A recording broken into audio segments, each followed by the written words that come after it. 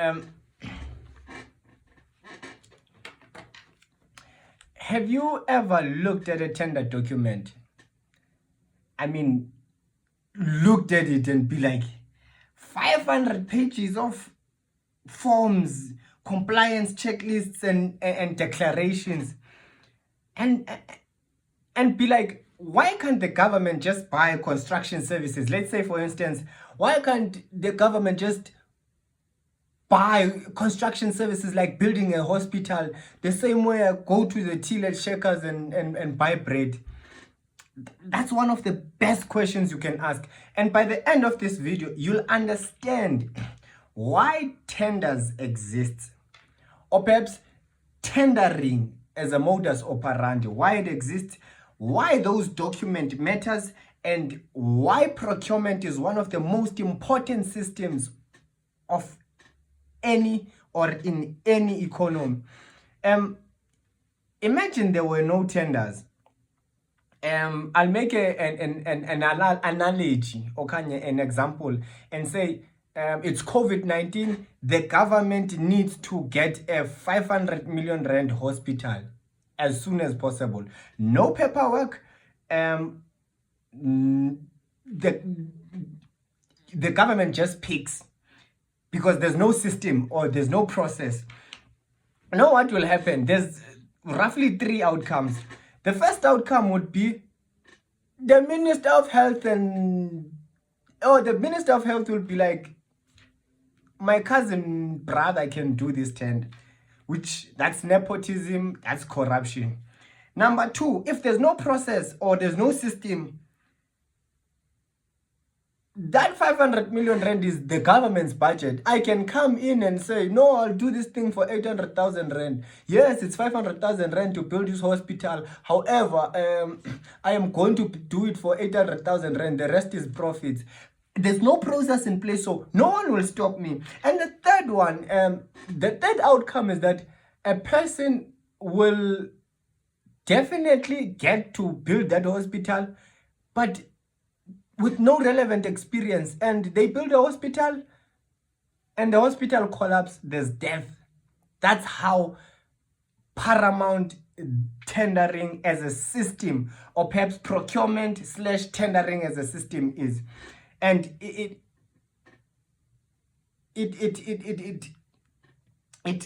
kills that room, because now tendering exists because government uses public money, the first one.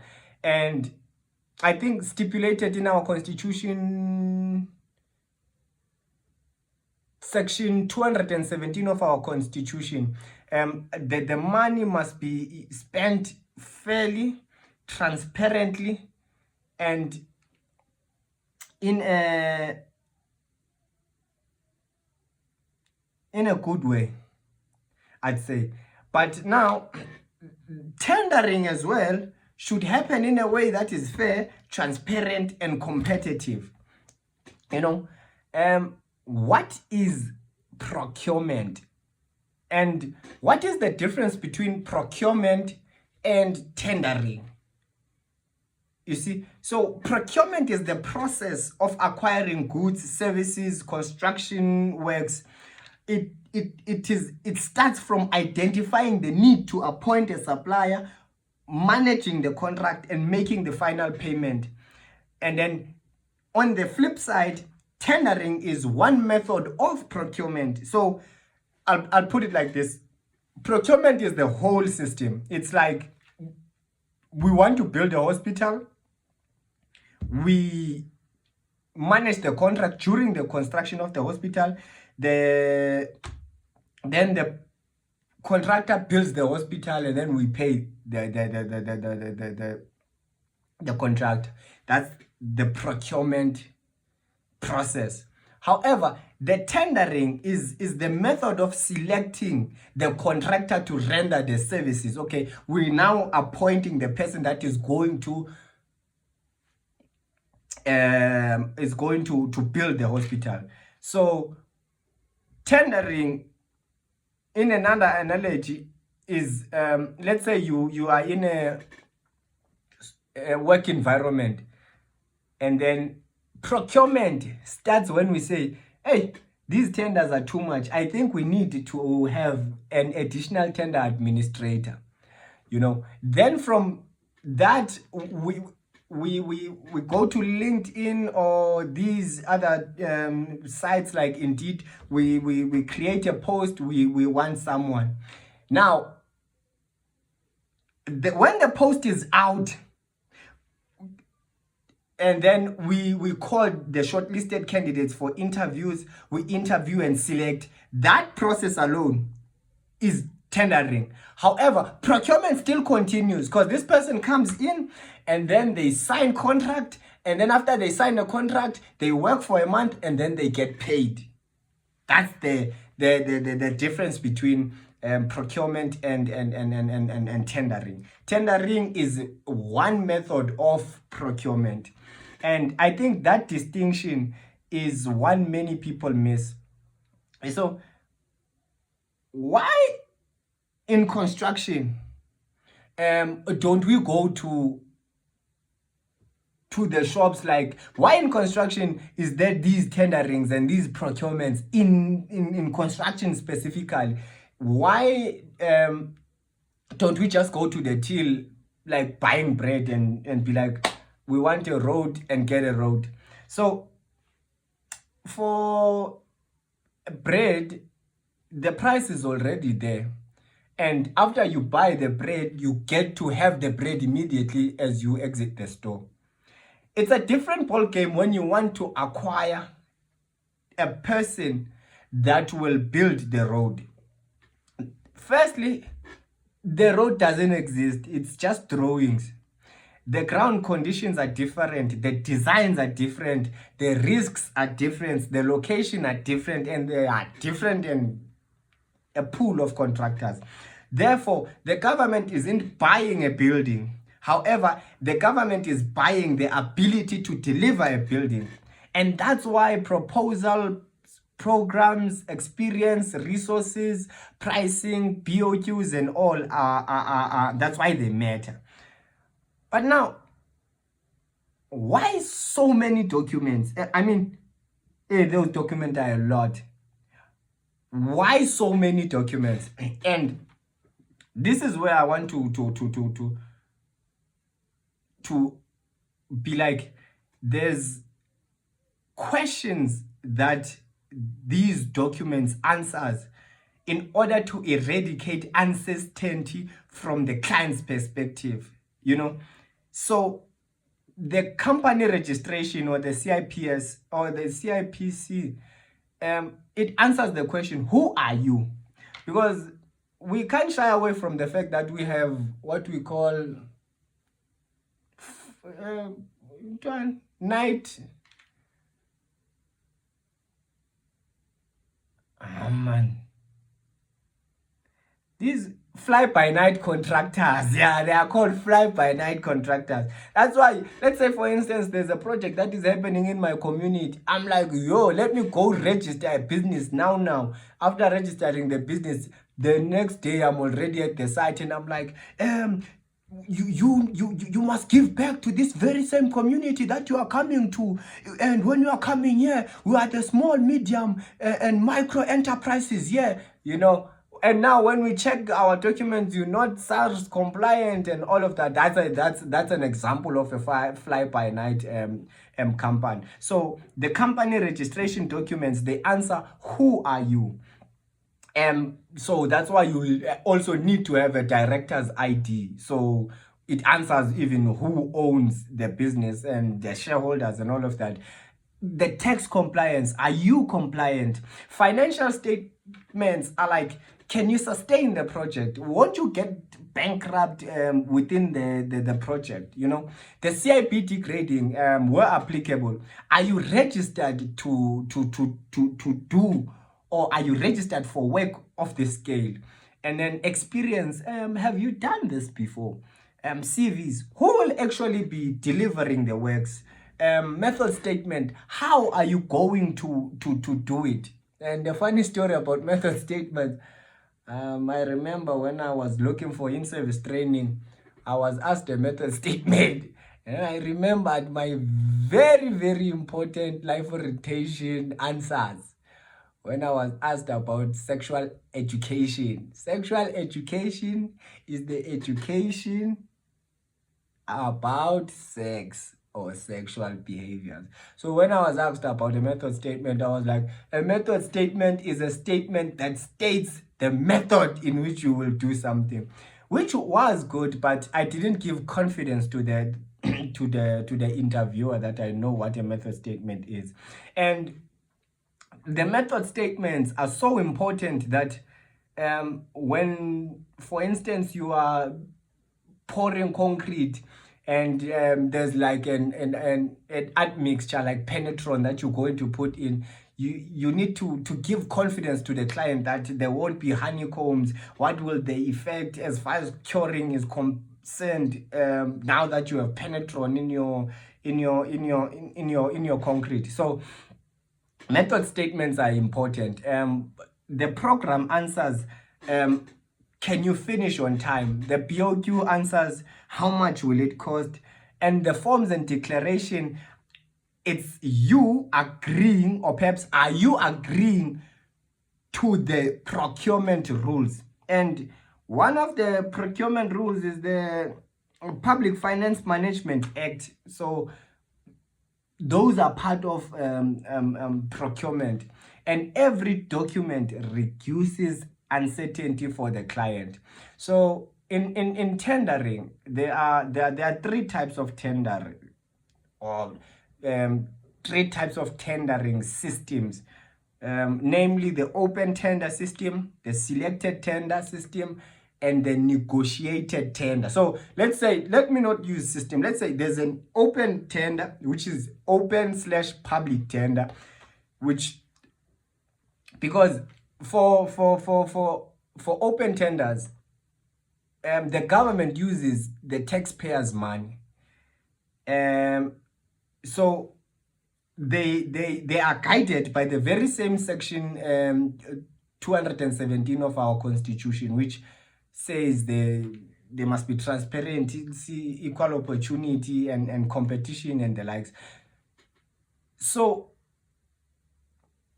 open tenders is what most of us are exposed to, which is easy tenders, advertising, like your Escoms, your Transnets, your Sunrals, and the likes. So the challenge with open tenders is that there are many submissions and the evaluation is longer. And the second tender is the selected tender. For this one, it's where the client shortlist or has a short list of contractors that are capable of doing that, of delivering the project or rendering the services. It's for speed, namely, you see. And it's a faster process, proven capability of the shortlisted contractors, and less administrative burden. And then the third one is a negotiated tender. This tender is mostly used in the private sector, where I call my friend and we sit down, we negotiate, particularly for emergency works, specialist enterprise, continuation of existing works. Let's say, for instance, I remember a project I was doing. There was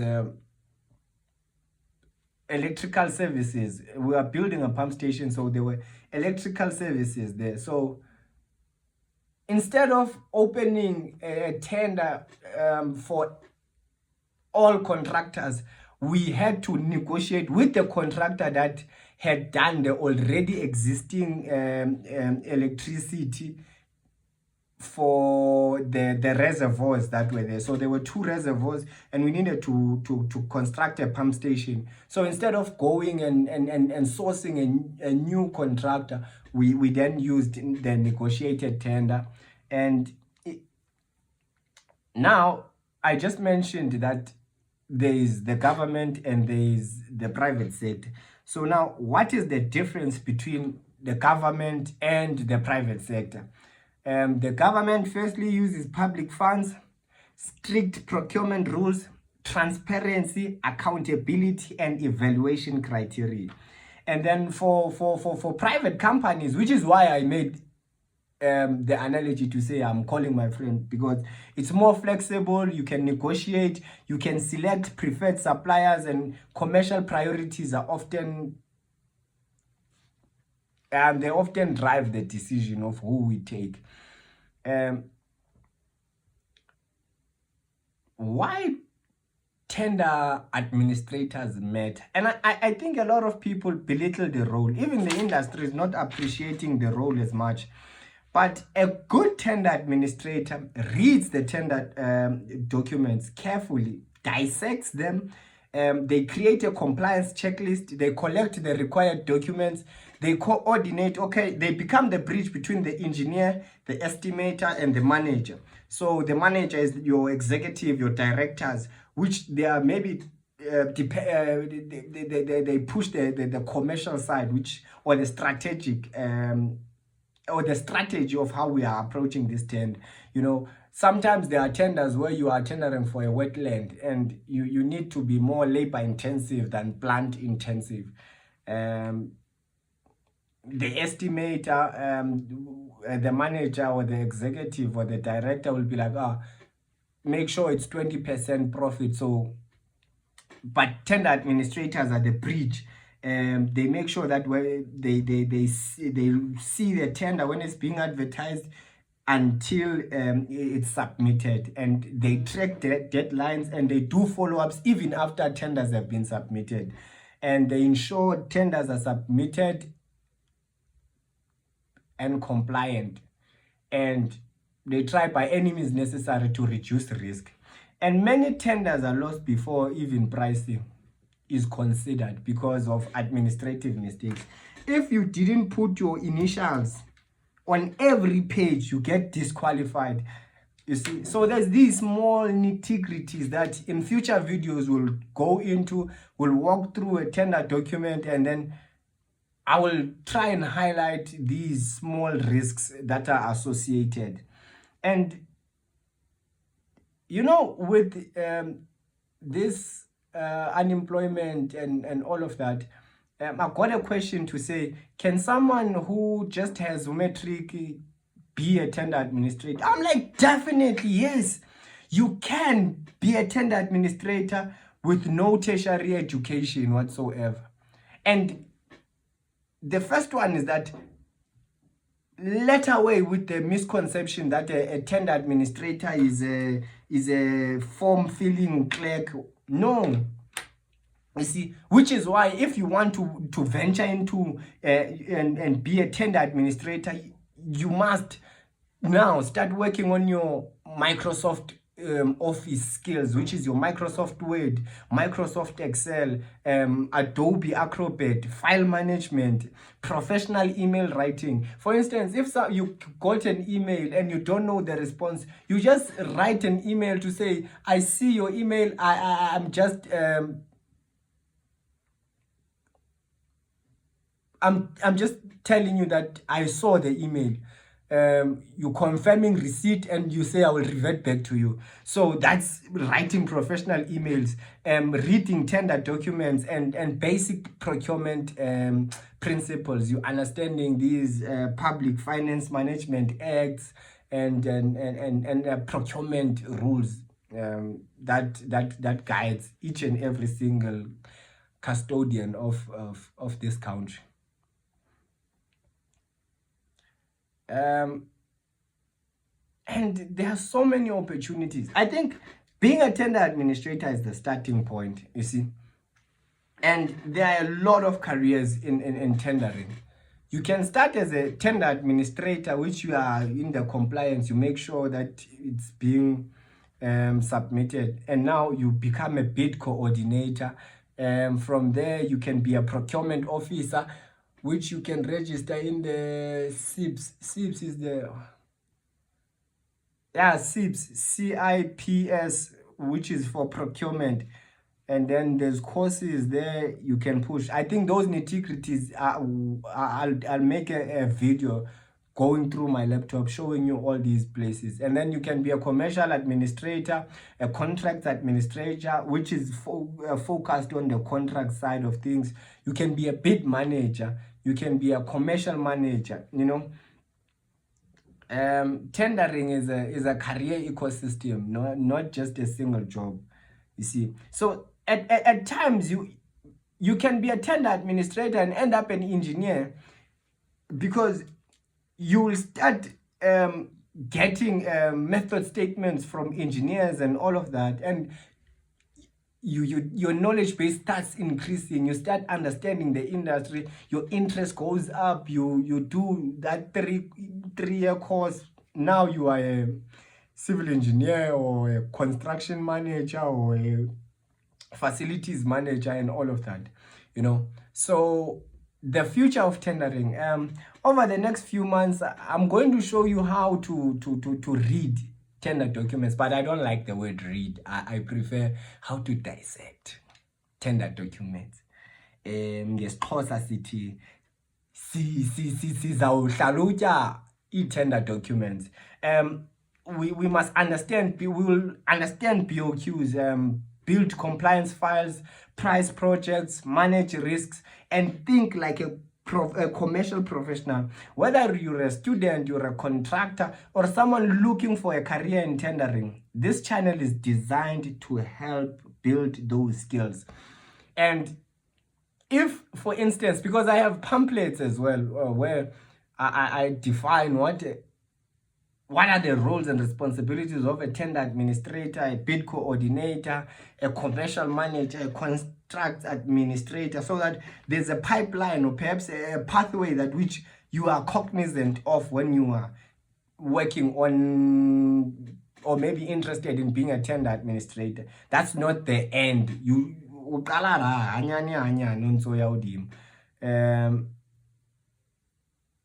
Please like, share, comment, and most importantly, and the decision at which I have taken is that in the first 10 videos of this YouTube channel, it will be me recording one take and putting it out there. It is testament that for those who say, I don't have subscription to pay video editing softwares and apps and all of that. No, you can start. And many a time, the problem is not what you don't have. It's what you don't know with what you have. Because all I had was this little light of mine, and I'm gonna let it shine. Thank you very much, ladies and gentlemen. Keep your questions on the comment, and then from there I will take your questions, and then I create more and more videos.